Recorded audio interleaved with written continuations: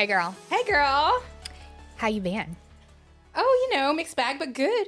Good. Good, stable. We got this new moon in Capricorn yesterday, ruled by Saturn. So it was supposed to give us all kinds of energy. And I guess I felt something, but just a burble.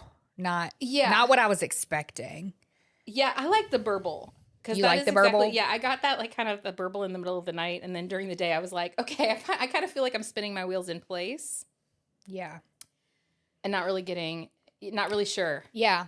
That's how I felt yesterday. The start energy that I was like kind of hoping was going to happen. It was like a little, just a little nudge. It was like if the geyser just had like a little burp. Yes. It hasn't geysered yet. Yeah. I'm waiting for that geyser. Yeah. Because I was telling you on the way here, like I don't drink caffeine. And so I brewed a pot of tea yesterday because I decided to watch a couple episodes of Downton Abbey. And I'm one of those people that, like, if I'm reading a book and they're eating a sandwich, I go make a sandwich. Absolutely. If I am watching something and they start eating something and it's in my house, I'm like, oh, I'm going to go make that right now. Like, that's just how I am. Yeah. And full experience. Yeah, dude. So I brewed a pot of tea, and I don't typically drink caffeine, but I did a pot of Earl Grey. Caffeine.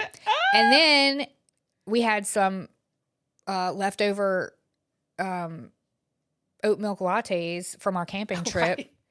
And I was like, I might drink one of those because I'm a little parched. Oh, my gosh. And I didn't go to sleep until 3:30 this morning. So that was quadrupled up on caffeine drinks. Yeah, and now I have to drink. This is how it gets you, because now I have to keep drinking it. Like I stopped and got a latte on the way here because I was like, I can't live.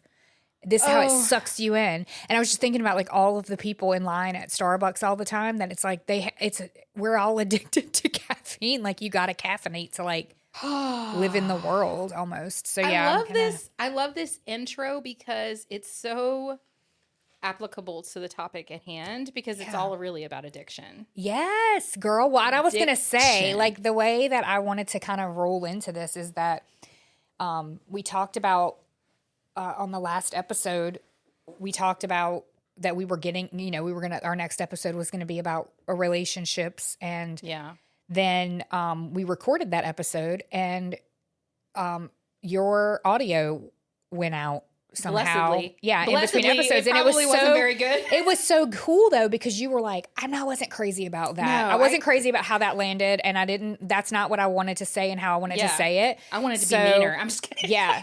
So when we got the audio, and it was like, oh, sorry, Summer's shit just blanked out mid recording, I was like, well, that was supposed to happen. That was supposed to happen, for sure. Yeah, I thought a lot about it because I really want to make sure that I honor my experience in this, because I am an artist, and people who get involved with me know that I'm an artist. It's kind of like dating Taylor Swift. Like, don't be confused whenever I write a song about you. Yes. And this is my song. Right. This is my art. So I make TikTok videos, and I do this podcast right now. I also write poetry, which is, very like tongue-in-cheek and funny and commentary on my life. But I mean, you even published a poetry book, like a book of poetry. It's called All the Summers, and I think it's on Amazon. It is on Amazon. Go get that book. Go give me I get like $3 residual.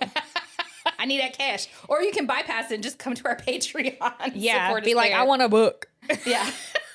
Right, and I'll just send you one, because I did buy, and she'll autograph it. I bought basically the only copies that ever got sold. Actually, my sister bought one straight from Amazon, had it shipped to me, and she left it unopened for so many weeks that I was like, I guess she just bought it for me to have. Thanks, Bria. That's hilarious. It is hilarious. The whole experience has been fun. Yeah. And the other thing that I wanted to touch on before we get into the relationship piece is our last episode, we were talking about, this is so funny how this happened, like this unfolded.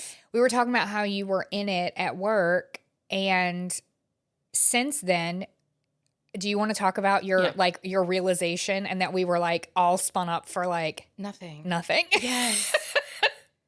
Thank you for reminding me about that. Yeah, I wanted to give everybody an update who was on the edge of their seat, wondering if I was going to come out of it. I came out of it. It was just being stressed about work stuff and getting triggered by everybody else's panic. And what I realized whenever I sat back with it was that, I'm feeding off of, or at minimum, just recognizing other people's mental states, and it's a lot of panic because like a lot of things, you know, you got a project deadline and it's coming up fast. Mm-hmm. So Simple as everybody's that. all spun up in their energy, and you're feeling that. I was feeling it and probably amplifying it and yes, mirroring it because I didn't back. know what it was. Like when you're early on a project as a contractor, you know, especially if you come in late in the game, you know, it's like putting a puzzle together because you get information from your manager if you're lucky. And a lot of times whenever your manager manages you, they're managing at a higher level than what you actually work at. So they know enough to be dangerous and with regards to giving you direction. Mm-hmm. And that's not necessarily true with this case because there are a lot of really knowledgeable people on it. But anytime you onboard to a project, it's like, who can I ask the specific questions I need to ask to clear the obstacles that I have, right? Right. And that becomes this like political hunt, you know, like who can I even ask? Yeah. And who will welcome my question, and who would even have the answer. So it's just a lot of that. And whenever I kept getting spun around and feeling like I wasn't getting any traction, I interpreted that as some failure in me, which was an interesting default, which I was looking at. And I was like, why am I? And so I just had to look at all the programming, all the stories I was telling myself, oh, you're lazy. Oh, you're, you know, procrastinating. Oh, all of this stuff, which by the way, can I just note, I don't think people talk about this enough, but there is a robot that they sent to the moon or some shit. What? Yeah, they sent a robot to the moon, they being NASA, I guess. You know, I don't watch news anymore, so I never this know is what the why hell's I'm telling happening. you. I'm educating Thank you about this Thank because you. this is a very important thing that you need to know about. I get my news from Wikipedia when I'm... Yeah, when you go look. I know. Well, this little robot guy they sent up there, maybe he's on Mars. I don't know. He's somewhere else. He's on one of the M's. He's all by himself. Moon or Mars, one of them. They keep uploading like projects for him to do, and he keeps half loading the instructions, getting overwhelmed, unloading it, and then loading other instructions for other projects, stalling out. He's got freaking ADHD. Bless his heart. Task And he's up there paralysis. all by himself. And he's like, he's on the fucking why? moon. Yeah. See? Or Morse. Yeah. One of those. He don't even know probably Yeah. because he's confused. Yeah. Anyway, his that's heart. how I am. So I feel that way. I'm Well, like, yeah, because didn't this all sort of come into focus for you when you had sort of like a roundtable discussion, and then that's when you realized, like, oh, all these Yes. people are fucking in it, you know, like we're all in it. Yeah, Yeah. Well, and I kind of knew from the interview, but I always like to just reflect, like maybe I was just reading into that or projecting. So you always look inside first to go, hey, was that coming from me? Yeah, but it wasn't. I know. And so anyway, once I figured out it wasn't, it calmed me down because I was like, oh, wait, okay. It's going to get figured out. We're going to work it out. Everybody keeps showing up to work. That's what we really need to focus on. The fact that everybody keeps dialing into these Zoom calls. Mm-hmm. Everybody keeps trying to make it work. So it's going to get done. We have energy toward it. I can just calm down and be in my feminine energy and receptive and calm and be the calm and see the way. Yeah. And speak into that.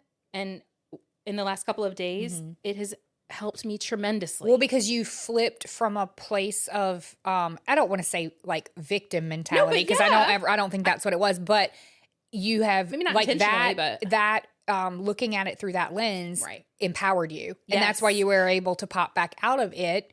And spoiler alert, we always pop back out of it. And, and it's hard to remember that, like we talked about. It's hard to remember that when you're in it. You're like, oh God, this is just reality. Yeah. Like my default every time. And how many times have I said this to you where it's like, it feels so overwhelming that I'm like, I just want to go lay in the grass and let it grow around me and over me and just reconnect with the earth and not do this whole thing anymore. And then like 2 days later, I'll be like, well, I mean, that was extreme.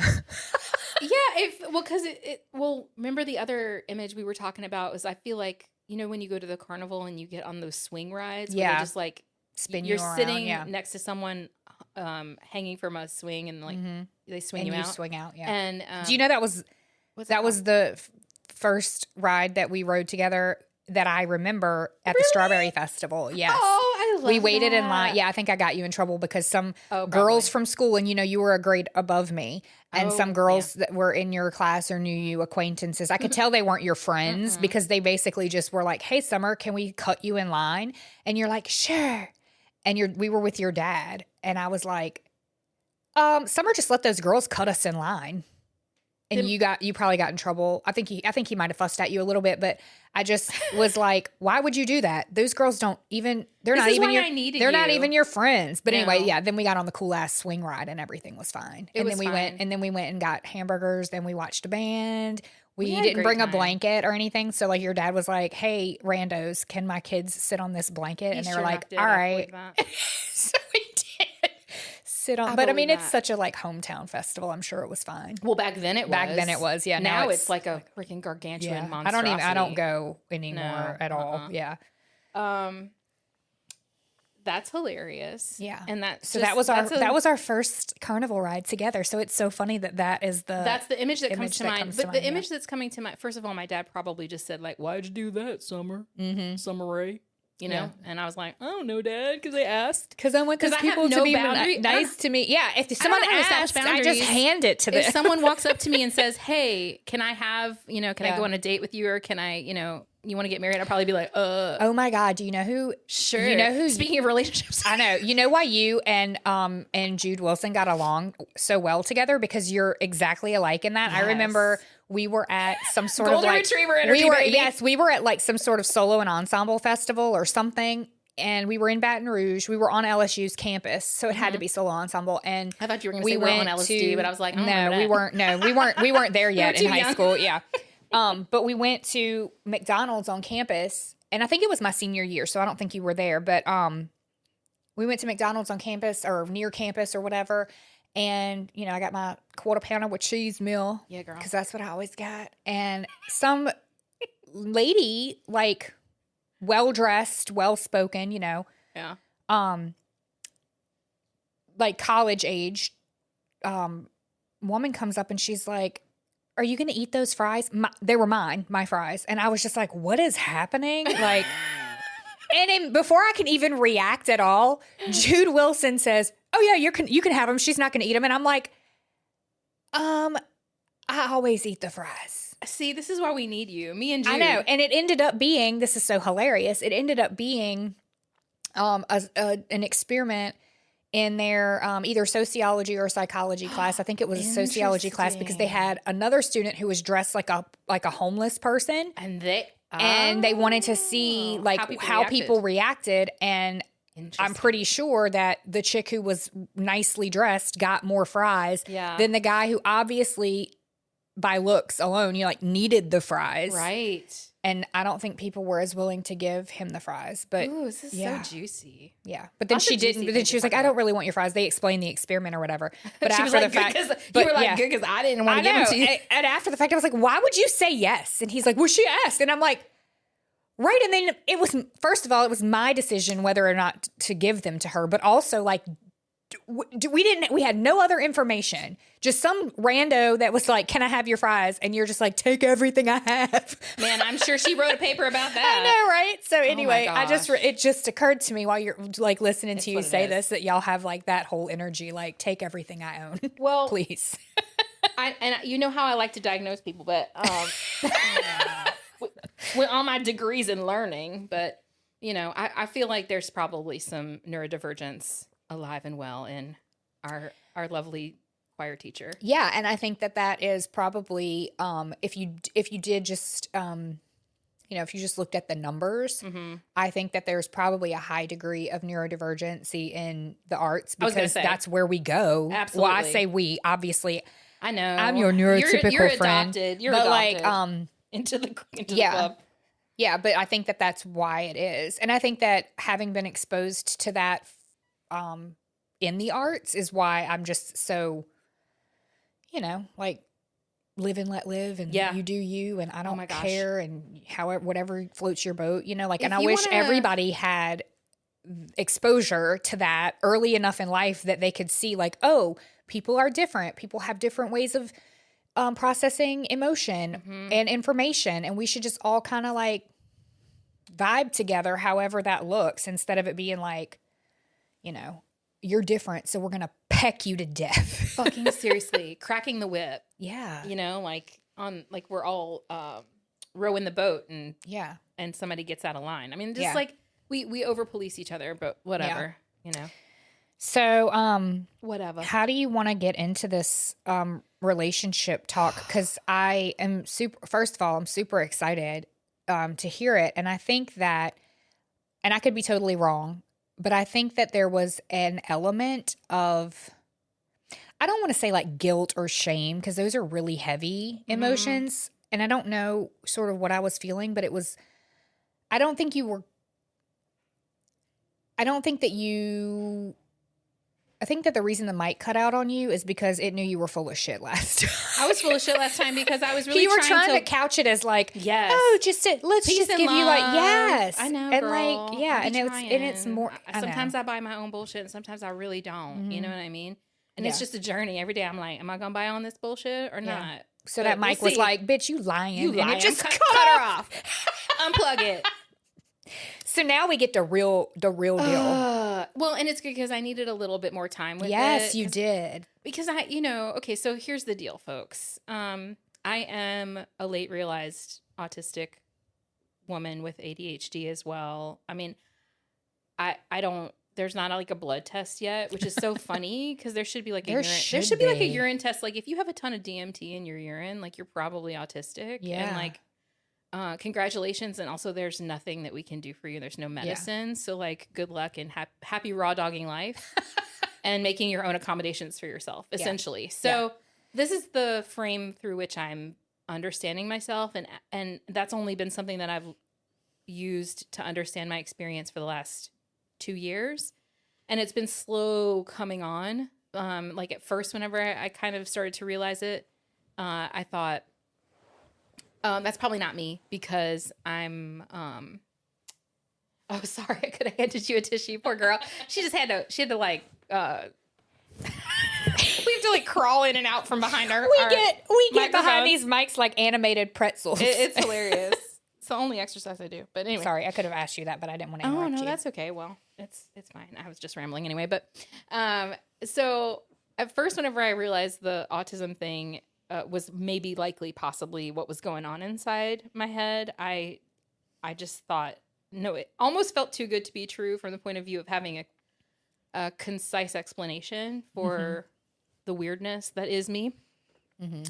But anyway, one thing I'll let you guys in on is that one phenomenon that happens with autistic people or people who are neurodivergent is that we can connect really quickly with people on like a multiple dimensions. Just energetically, I feel like we have a lot more sensory, shit inputs available. Yeah. I don't know what ports. Yeah, ports. Or whatever.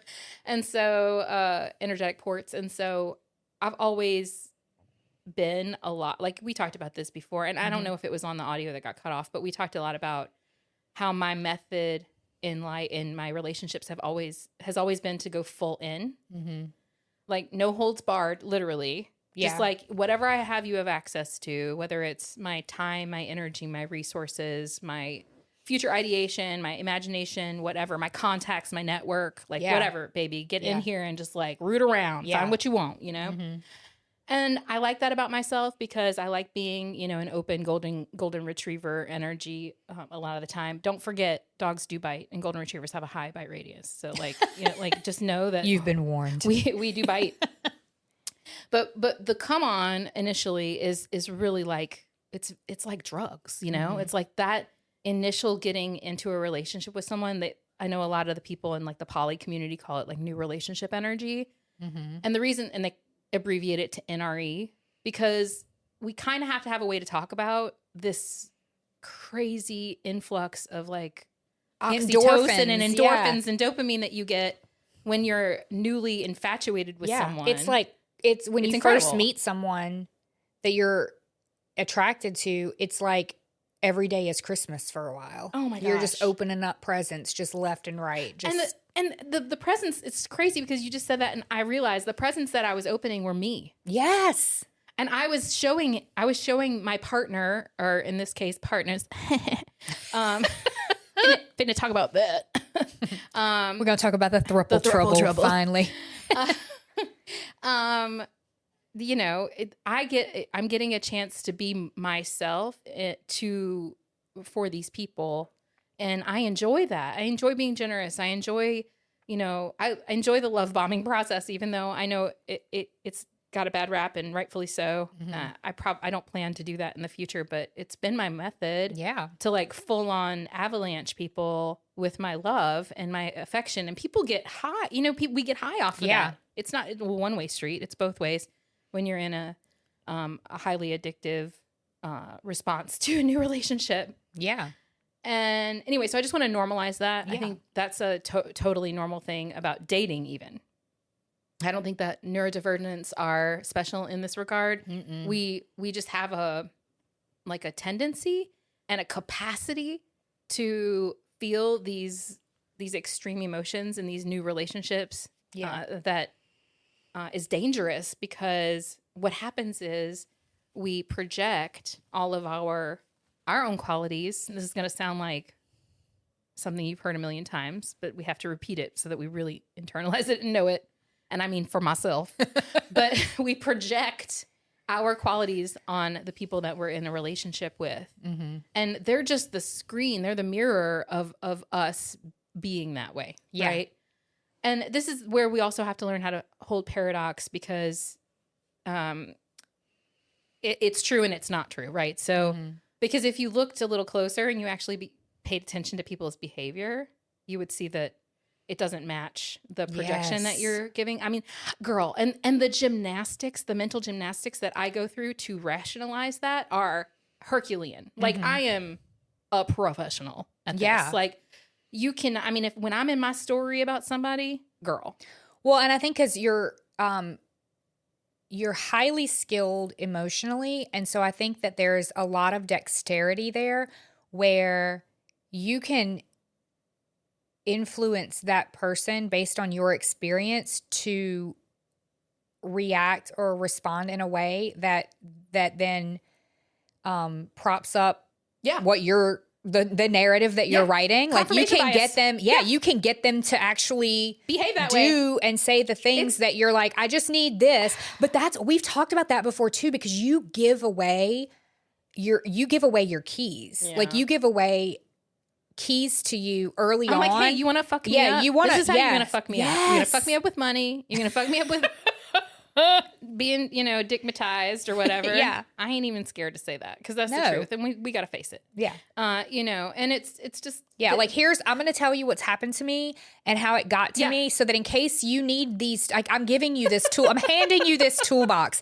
Here's how to fuck with me. And obviously I don't plan it that way. No. I think it's totally unconscious until now. And that's why I think that this relationship was so important, because you're also collecting tools, and now like you I got to use them. Yes, and you got a lot of new tools out of this situationship. And I did, and thank you for that.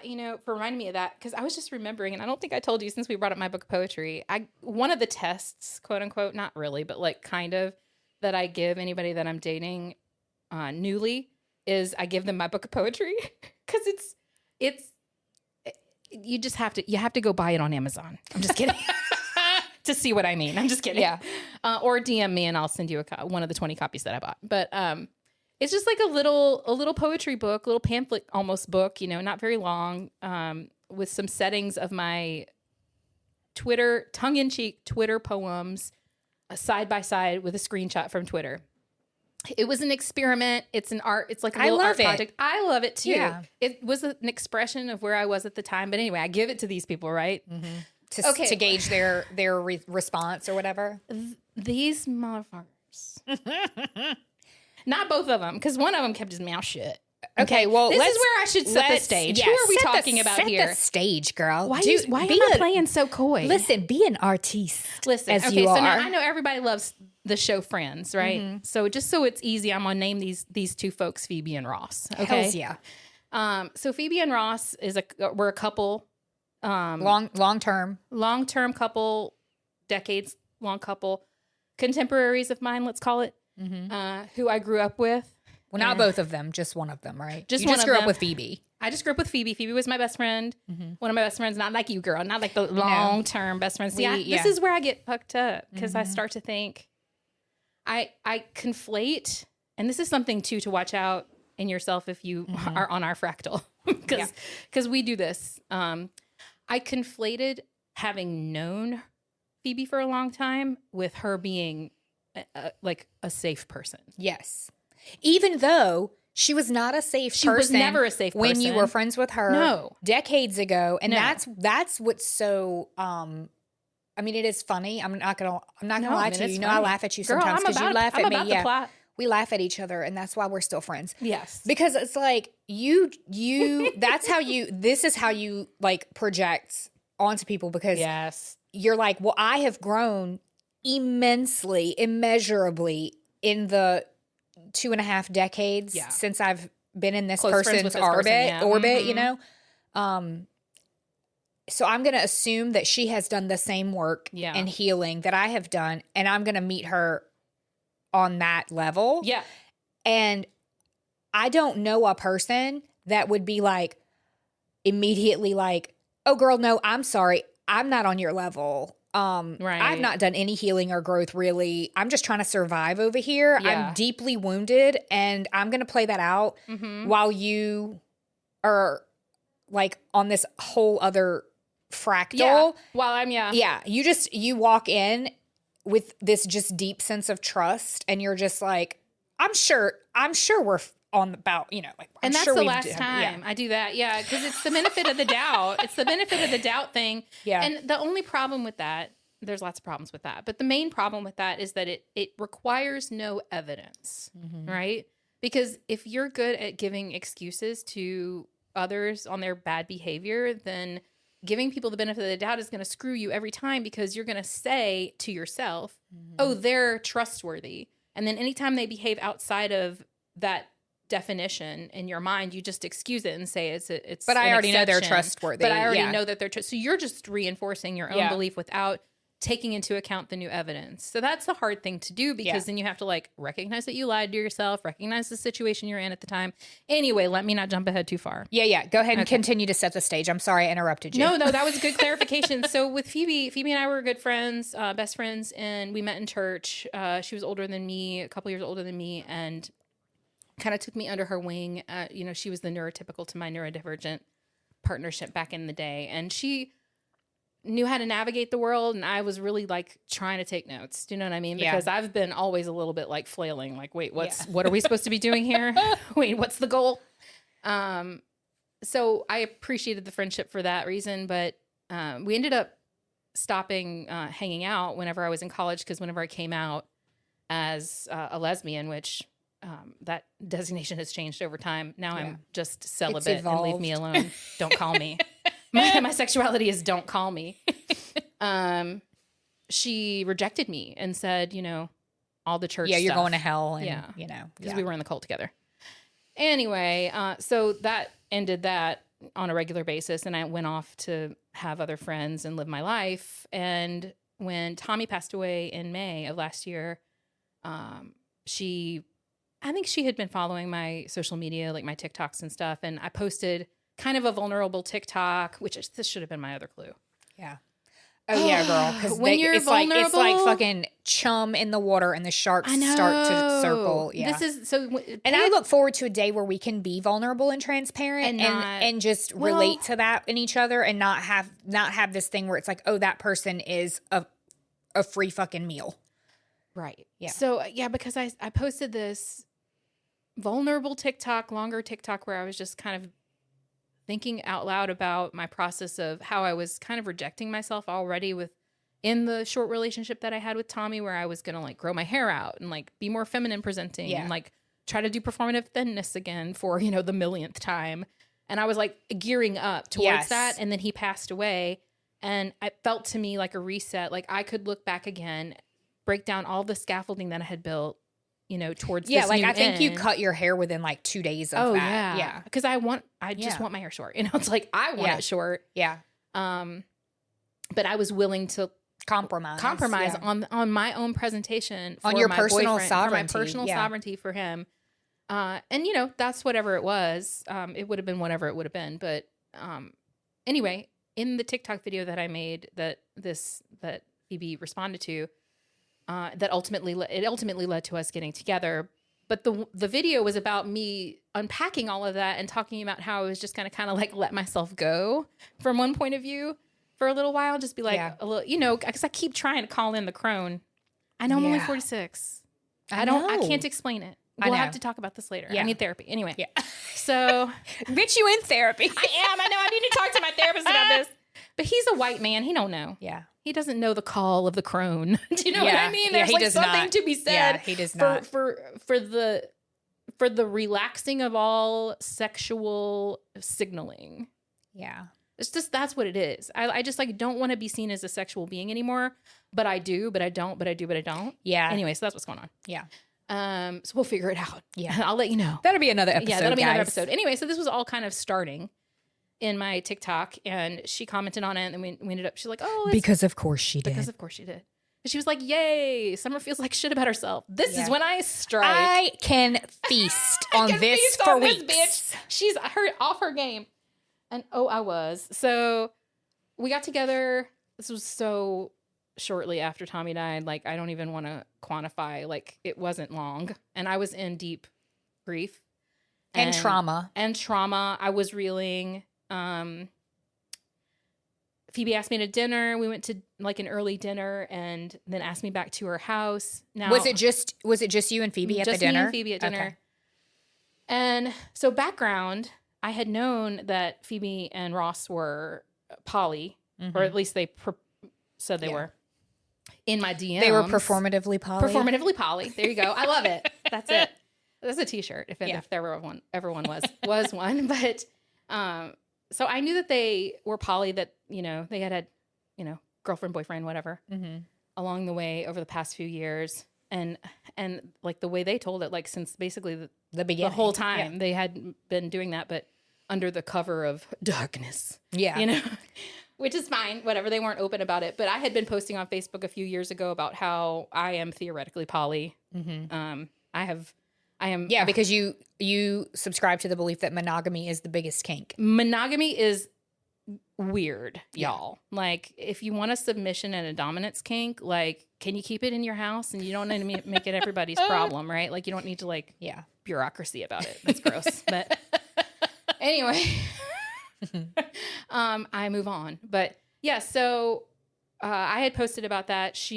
Years ago, Phoebe slid into my DMs and was like, oh yeah, we are too. And then Ross slid into my DMs and was like, hey girl, you interested? Hey girl, hey, you know?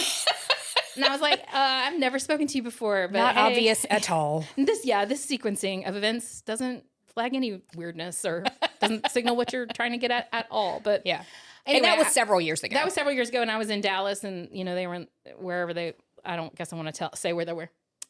They're where I am. They're in the continental United States. They're in the continental United States, yeah. So anyway, that went nowhere, which was fine. But we, you know, connected, and it was fine. It was okay enough. I remember my conversations with Phoebe, though, that the things that flagged for me about my conversations with her was how much she was willing to like bring forward gossip about people that I don't even remember exist. But sure, go ahead and bring them up and tell me their gossip. Like, I guess if that's what gets you off. Yeah, that is such a huge red flag for me now. And like, no shade, because I also participated in that behavior. Oh, sure. Before I woke up, and a lot.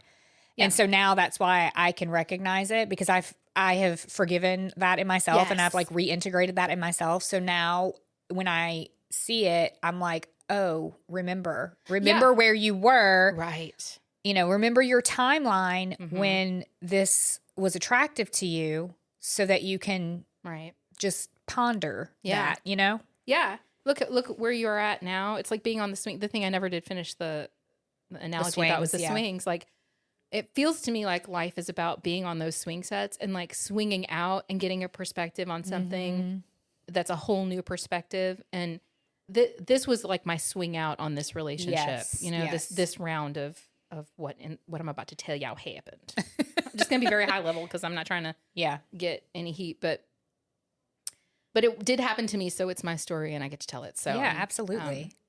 They had, you know, made an overture years prior, right? You know, deniable, but still an overture, right? they're very good at deniable action. Yes. Which is, I mean, props. I'm Yeah. peeping the game, you know? Yeah. I see it. Gamer recognized game. So when I go to dinner with her and then to Phoebe, and then we go back to the house and Ross is there and we hang out and, you know, it's like all fun and frivolity and like laughing and catching up and stuff. And you got to know that like there's something that gets activated in people when like we've all had the same experience, right? Like we were all raised in this like fundamentalist Christian Southern Baptist cult in the same region. We had those experiences side by side. Yes. And so another, I think, logical fallacy that I'm responsible for and need to pay attention to is that not only do I assume intimacy and a growth over time passed, which is not true. Right. It needs to be validated. But I also assume similar internal experiences related to the trauma we experienced. Yes. But not everyone experienced the same thing that I experienced, even though we were standing right next to each other. Right. We all, you know, we could have been inches apart, but had a completely different experience. And I'm not discounting their experience because I think it was Valid for them and traumatic as well in its own way, which I think is what ultimately separated us from being able to like continue to be in relationship with one another. Because my whole goal has been to get past the trauma so that I can actually find out who I am, see what my purpose is, what do I want to do with my life outside of the concept of what happened to me. Yeah. I don't that's the other thing. Like I like you're going through it. You're going through using it it to as like you're excavating that shadow so Yeah. that you can see what you learned from that experience. right. And that's just my way And of you moving through the empower world. yourself too by saying like, I on some level know that I picked this. And Yeah. so like, why? Why? Did What I did want to I- have this experience in this Yeah. lifetime? Yeah. Instead of it just being like, oh, you know, like I grew up in this church. And don't you know what like, happened to me kind of right, thing. Yes. That whole mentality, that victim, yes. Yeah. You perpetrator. popped out of a victim loop a long time ago. Yeah. Right. I've been working on popping out of these, you know, consecutive victim loops that are embedded in onions. You know, it's like an onion. We both just banged our mic. Sorry, guys. Sorry.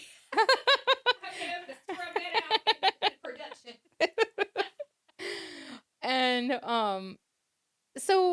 so my whole point about life is like I want to get past it. I don't want to dwell on it. I don't even care. Like, excuse me for not being a fucking historian of the cult that I grew up in. I don't know anything about it. I don't want to talk about it in detail. I had to live it. Like, it's enough that I lived it and got out of it alive. And I don't want to sound like, oh, I don't live in victim mentality because, you know, if I feel something, I'm going to feel it.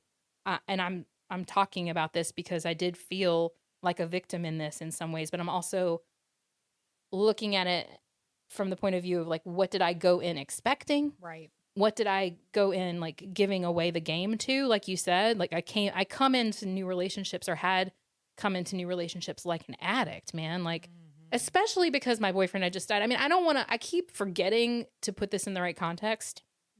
I was not in my right mind. No, you were reeling. I was literally reeling. It was way too soon after he died for me to be pounced on by people who had a romantic interest in me, regardless of what their intentions were.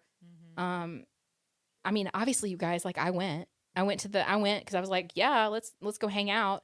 I walked into the house and saw Ross, and I was like, it reminded me of the whole like DMs a couple years ago, but Yeah. I really didn't think anything of it because again, my boyfriend had just died. Yeah. And I didn't think they would possibly pounce.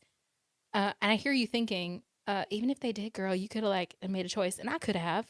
But I also believe in the healing power of like physical intimacy too. I think that sex is a transmuter and of energy and a way to alchemize experiences. I'm very sex positive. Yeah. I'm a hermit, and my sexual identity is don't call me, but I am sex positive even still. Like, and I think that I just want to say that. So I don't have shame around that part.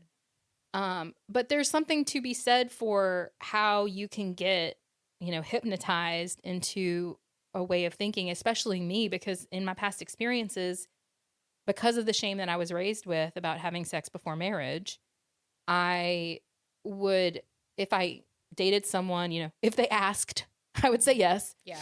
And if they asked to have sex, I would probably be like, no, we can't. And then I would probably ultimately say yes because rape culture is fucking real. Yeah. And I know that sounds like a cop out, but if all of the messaging that you get around premarital sex is don't do it, or if you do it, you know, you like the ways that you might be having sex prior to marriage are usually surrounded in shame, like rape or force, or, you know, you're a slut. You know, it's like that's the messaging. So I knew I wasn't a slut, but I was like, well, I didn't really get forced, but I also didn't really push back. And it was just, you know, confusing for me because I had no way, I didn't understand how to put up boundaries emotionally or physically or anything to protect myself. Yeah, so you hadn't learned that no, skill I at know. all. I mean, it took me until I was like 45. No big deal. I got there eventually, but yeah, so all of my past relationships would be like, well, someone showed an interest, then we were physical, and then I just stayed with him until there was an obvious exit presented to me. And that's what, you know, I saw myself reliving that pattern again. Yeah. When things became romantic with Ross and Phoebe. So anyway, it was very short-lived. You know, it was very like whirlwind, passionate, new relationship energy. You know, primarily I felt that for Ross, and like then, you know, Phoebe was involved, but it was like us dealing with all of our old girlfriends, you know, being girlfriends, like just regular friends, girlfriends, because obviously gay stuff is wrong and the devil. So we never, as far as I know, none of that ever happened. I don't remember anything ever happening when we were teenagers, but you know, it's a new world. And, you know, Phoebe was open-minded, and apparently she's been doing her own exploration after she told me I was going to go to hell, which was very, you know, good for her, you know, and that she's opening up on some fronts. And so when that it does flip my hypocrisy switch, but I have that. Well, but see, and then, and so you want to know what my, my Herculean mental gymnastics told me about that? What? Oh, she's just growing. Like she's just growing. Yes, she sees her error of her ways. Evidence of her. I use that as evidence of her growth, even which though is she so did not stupid. demonstrate that at all. No, because it was all about control. Yeah, it's all about control. So anyway, what I found myself in was a situation where I thought I was being invited into like a playful, physical romp, a throuple romp, and it turned into being triangulated with like other people. Yeah. So this is a story just about me being honest about, you know, my addiction cycles too, because I was dealing with the grief. I got sucked in to this situation. The thing that started to snap me out of it was like we were looking back at old pictures from high school, and Phoebe was like showing me I think I had brought I can't remember whose pictures it was, but it was a picture of me when I was a cheerleader in high school, and I was cute. Oh yeah, girl. And she said, "Oh, you were my hot friend." And in that instant, like my brain broke because I was like, "Oh my God, I never felt that way." And she always made me feel lesser than. Yeah. Always. It was always like something is out of place, something is weird about me, you know, always pointing out something about the way I looked or the way I thought or the way I spoke or the way I acted. So she kept me feeling like a troll. Yeah. And she rode my fucking cuteness around like it was hers. Yeah. Freaking parasitic. And so that really pissed me off. Whenever I realized that, I was like, oh, I'm in a relationship with my high school bully. Yes.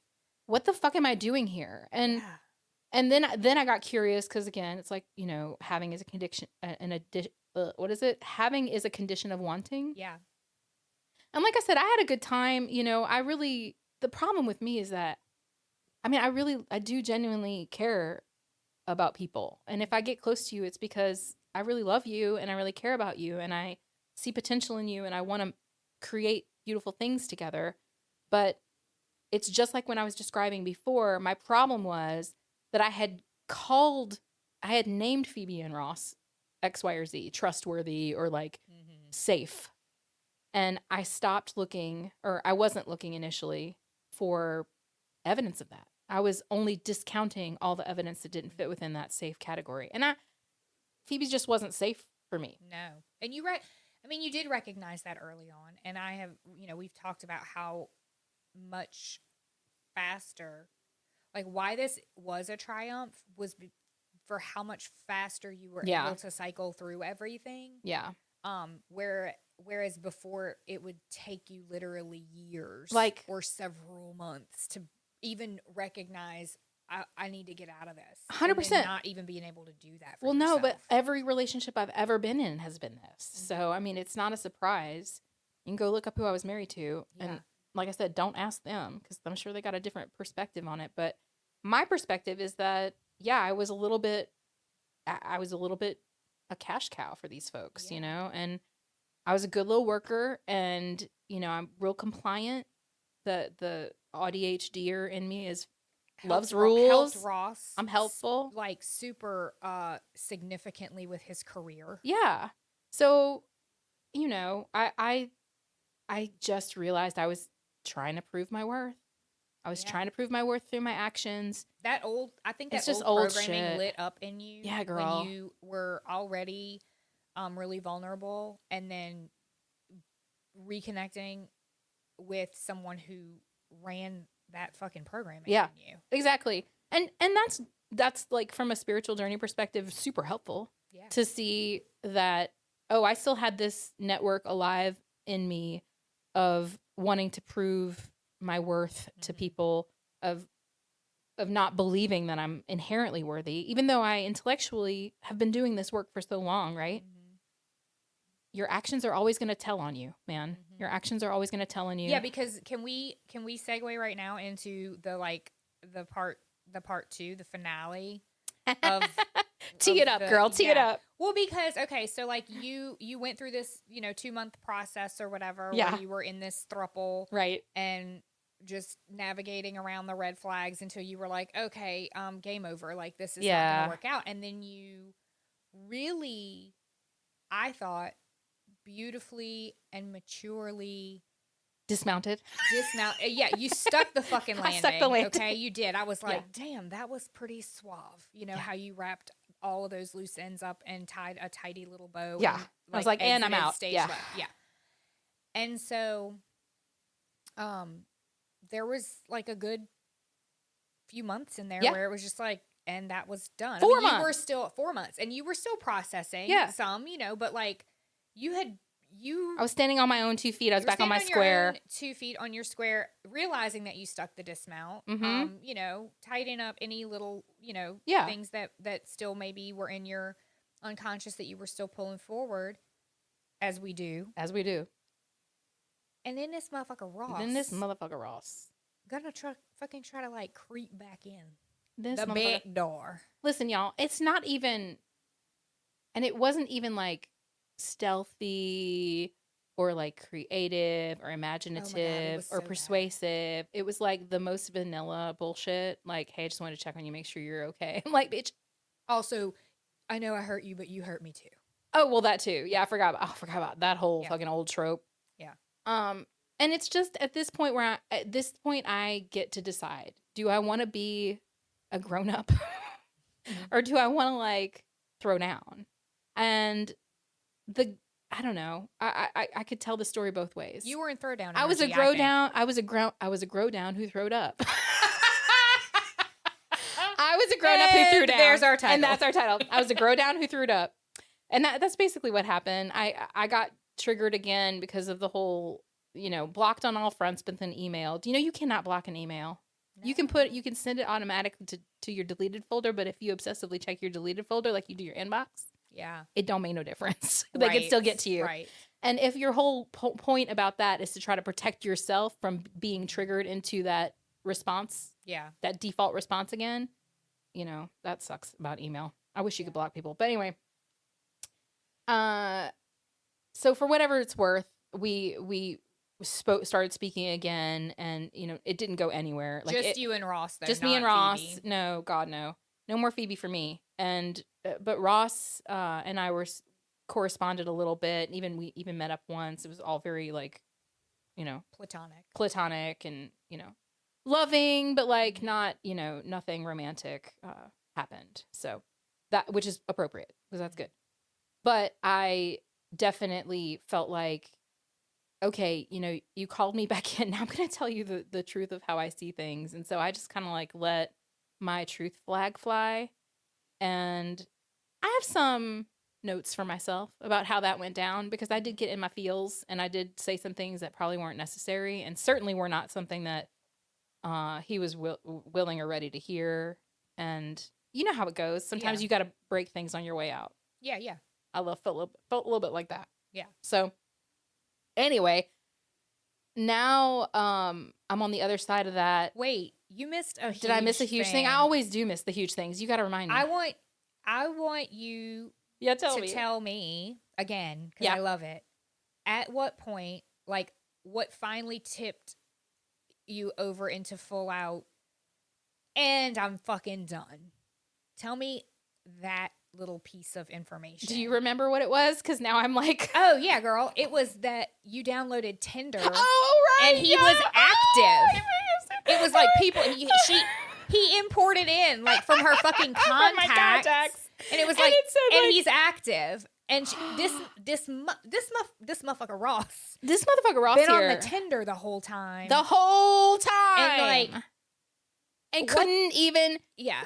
Don't even want to go there. And it's like, oh, no. I'm having this, crisis of heart and love and longing because, I'm not in his life anymore. Yeah. And then except this for motherfucker active on Tinder. Yeah. I guess you better keep looking. Like, I'm pining away from you, but it's also just I'm bullshit, over here, you guys. Swiping right. I feel like at some point we just have to recognize that, like, if we're in, like for me, I was in this not healthy dynamic with my throuple. It was all kinds of fucked because it was not only like high school bully reckoning shit on a level, and then her traipsing me around to her friend group and making me look like leveraging, that, and then also just kind of like. Because I'm chunkier than her, and that's thinness is always performative. Thinness has always been the thing. I just want to interject. What You're chunkier than her now. Well, yeah, but in high school, I was exactly the opposite. You were super thin, and so for her, it must have been very heavy, incredible to see me be chunky and be around her friends and her be thinner. I hope that was all she wanted it to be, because that's all she's ever gonna get. And it was all these games and triangulation and manipulation and like. He said, she said bullshit. Can't nobody say anything out their fucking face straightforward, because we got to couch it in all kinds of fucking manipulation and lies. And I just don't want to do it. I just read something interesting, and I haven't really said anything. Like, I haven't told anybody about it because I don't know if it's fully true, but there feels like truth in it to me. But it's like our culture has celebrated this whole like butterflies in your tummy and like star-crossed lover, vibe and all of this. And I read something that said when you meet a person and you have a physical response, that's fear. Yeah. And I was like, ew, that makes so much fucking sense. I agree. I came to the conclusion. I call it hives. Like, it's like I might have had a reaction, but it was hives. Like I had an allergic reaction to you, and I just, until I recognize that, and I'm until then I'm misinterpreting it as attraction, and it's really just a misappropriation of like what it actually is, right? Or misapprehension of what it actually is. And so, and I couldn't see my head from a hole in the ground. And in the cosmic game of things, I see them as friends I've done this life shit with multiple times, but like on the off court debrief, I'd have to tell them, y'all pulled some fuck shit on me. And that ain't cool. And y'all was wrong for that. Oh my God. And you knew it from the fucking beginning. You knew that I came in a under position. Yeah. And you just took advantage. You took money, you took my all my time. My energy. I mean, this was. You might have dinged up my car and refused. You might have dinged up my car. Fucking admit it at all, like a douchebag. Oh my God. So it's like, okay, that's the most recent thing that I just came out of, and now I'm really trying to see if I don't want. Let me just start that whole statement over again, because I ain't trying to see shit. What I'm doing from now on is I'm going to be either celibate and happy, which I already am, or I'm going to be sovereign and autonomous in relationship. Yeah. And that's all. And I'm not going to call it anything. I'm just going to be sovereign and autonomous in relationship with others. And I even thought, like, from now on, I would like to be one of those women who has, like, companions, you know, or lovers, but not like a husband or a partner or like a keeper or fucking master. Are you taking a lover? I know. I would like, I'm taking applications for a lover. No, I'm just kidding. Summer's taking a lover. Taking a lover. We're going to Europe I'm going to Europe with my lover. That sounds cool to me. I'd read that book. Yeah. Yeah, girl. That's what I think we've reached the age where we can take a lover. We can definitely. I'm not trying to take a lover. I'm in a happily monogamous relationship. I know you and your kinky shit. I don't want anybody to get the wrong idea and be like, "Oh, I heard Christina's taking a lover." Taking a lover. I heard it on her podcast. Yeah. Oh my gosh, I know. I feel like if anybody wants to be my lover, what I will accept as an application is a fully furnished and paid for home in a desirable location that has taxes paid for in an escrow account for its lifetime. Yeah. And that's what I want. And girl, like, accept no substitute. I won't. And you know what? And that's just how it is. You know, I just want, like, either you're going to be my sugar daddy or sugar mama, or I'm just going to keep being celibate and being my own sugar daddy and sugar mama. Yeah, girl. And I do good, okay? Yes, so you won't have to really show up. You take pretty good care of yourself. I do take pretty good care of myself. I love myself. It's a daily journey. But I mean, like, going through that experience, being someone who was only theoretically poly before, and then having that experience of being in a, you know, pseudo poly relationship. I mean, being in a relationship with a couple is something that people, solo poly folks. Yes. It's like it's real easy because you already got somebody's established and you just, like, walk in and it's great. I said on a live stream with some folks once, I was like, it feels like what it might be like to be a white man in a relationship where I just show up and everybody's and all like, of your needs are all met. my needs are met. Yeah. I loved it. Yeah. I loved it from that perspective. I didn't love the whole, like, okay, instantly we're going to start, you know, tearing you down. Sucking you dry. Sucking you dry. Tearing you down. Just, you know, manipulatively. Yeah. I'm like, I can see you doing that. I mean, like, and the thing about this experience, I did. You told them how to do it. Like, well, I told them how to do it, but then I did. Yeah. So that's the lesson, is that I don't have to share everything with everyone, she says on her public podcast. But my story is my story, so that I still stand behind. But what I will change going forward is I want to adopt this behavior where anytime I meet someone new, when setting the stage for how I expect to be treated, I'm not going to speak of how I was wronged in the past. I'm going to speak of how well I take care of myself, what I expect, like a fully paid for house with taxes paid for in escrow. Do you know what I mean? In a desirable location. Yeah. 6 bedrooms is good. Yeah, because we're going to move ladies into that house. Yeah, we got it. Ladies of the night. I'm just kidding. No, in Louisiana, though, you can't have how many women in a house? I think it's 7. So 6 would be fine. Yeah, that's why we can't even have sorority houses here. Oh, my gosh, you guys. Did you know that? I don't think did y'all know that in Louisiana, if you have 7 women, single women living in a house, it's considered a whorehouse? A brothel. Otherwise known as a whorehouse. Yeah, these motherfuckers. We can't even have no fun. I mean, I think they think we're stupid, and maybe we've just been tired all this time. I think we've been tired and oppressed. Yeah, I think we're starting to. We're starting to wake up to it and call bullshit and talk about it. If we stay quiet about our experiences, then people keep getting away with bad behavior, and the hurdle we have to overcome is feeling an undue amount of shame around having had what could be considered a mistake. You learn. So yeah, but that was my throuple trouble, and thanks for tuning in. I feel good about it. I'm a little dicey on details and sharing things like that, but we didn't give any home addresses or credit card numbers, so I feel like we're good. Yeah. And just don't fuck with me if you don't want to get talked about. Love y'all. And don't call me. Love y'all. Bye.